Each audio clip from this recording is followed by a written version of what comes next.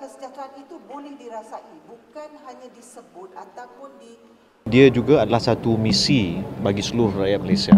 Bila kita mendengar intipati, kita mendengar keseluruhan ucapan Perdana Menteri tadi, dia adalah usaha yang bukan hanya di kalangan jemaah menteri tapi juga di kalangan rakyat juga. Ya, niat kita adalah untuk mengangkat martabat negara, menyelesaikan masalah rakyat, dan keprihatinan yang Perdana Menteri berikan bukan hanya kepada angka-angka yang memukau, tapi untuk benar-benar menyelesaikan masalah bagi semua golongan rakyat. Kita juga mendengar tentang mesej berkaitan konglomerat dan projek-projek besar, serta bagaimana tindakan terhadap apa-apa penyelewengan yang pernah berlaku sebelum ini adalah di tangan pihak berkuasa. Ini bagi saya memberi satu peluang yang sangat baik untuk satu reset dan satu rekalibrasi supaya pergerakan kita memacu pertumbuhan ekonomi dalam keadaan politik yang alhamdulillah stabil akan dapat dirancakkan selepas ini, dan manfaatnya akan dapat dinikmati oleh rakyat, kita harap dalam masa yang terdekat. Selepas ini semua kementerian, semua agensi dan badan-badan kerajaan akan mula meneliti dokumen ini dan mengaplikasikan dalam dasar dan juga pelaksanaan bagi gerak kerja kementerian. Bagi saya sendiri, sebenarnya Kementerian Komunikasi dan Digital, kami ada satu pemukiman pada hari ini dan kita akan bedah buku dan meneliti apa yang telah diumum oleh Perdana Menteri serta gagasan yang dibawa ini. Ya, sudah pasti ini ada beberapa rangka besar yang harus didukung bersama oleh seluruh rakyat Malaysia, dan Perdana Menteri hari ini memanggil semua wakil-wakil rakyat, menteri besar, kerajaan dan pembangkang, dan ini menunjukkan usaha beliau untuk keterangkuman ataupun holistik bersama-sama bagi memulihkan negara dan menyelamatkan negara. Berulang kali disebutkan oleh Perdana Menteri dalam memastikan reputasi negara, kedudukan keuangan negara dan juga budaya dalam negara kita ini dapat diperkemaskan dan diperbetulkan.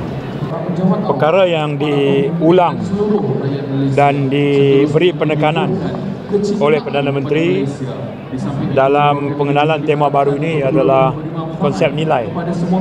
Kalau kita dengar seluruh isi ucapan dia menyebut bahawa ukuran kemajuan sesebuah negara bukan hanya lagi diukur dari sudut pencapaian GDP ataupun angka pengangguran, angka kemiskinan, tetapi harus ada juga elemen nilai di dalam ukuran itu.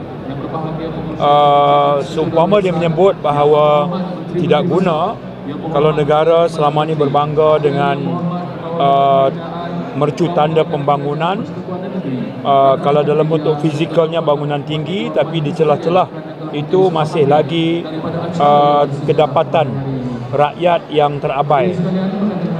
Angka yang disebut 130,000 hardcore poor, 308,000 sebagai kelompok miskin, itu dia kata adalah angka yang kalau dibiarkan bermaksud satu keaiban yang sangat memalukan. Kalau masih lagi ketika angka itu wujud, pemimpinnya pula tinggal dalam kemewahan. Jadi perkara kedua beliau sebut adalah kita takkan boleh mencapai ke arah itu kalau kita mengabaikan aspek tata kelola dari sudut pemerintahan.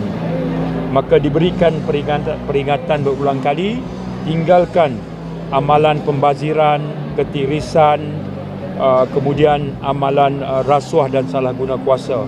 Sebaliknya, suburkan nilai-nilai yang baik, penjimatan, saling hormat.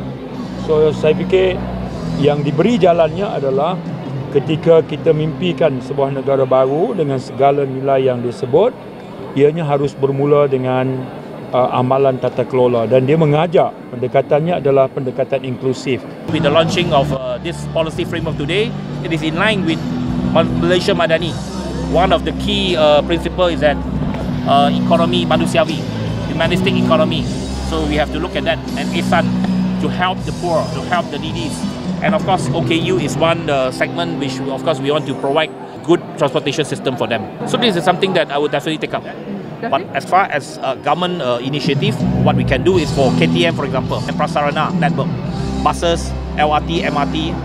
This is things that we can do within the government. OKU yang pertamanya apa yang dicadangkan oleh YB Nancy ialah memberikan pengangkutan percuma kepada mereka.